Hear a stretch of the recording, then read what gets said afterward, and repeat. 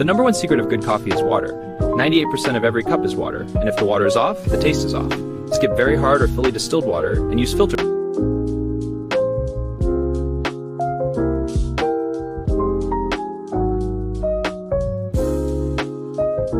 For perfect Turkish kettle coffee, add your water first, then the ground coffee, a little sugar, and stir gently. This order helps the foam build and keeps the flavor.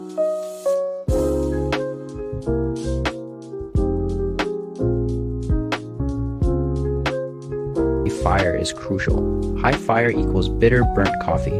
The secret is very low fire. The foam should rise slowly, not suddenly.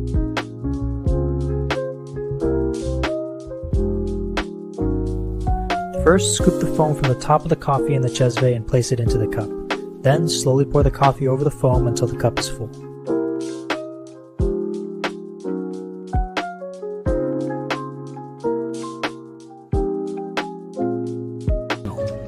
The narrow mouth gathers the foam and concentrates the aroma.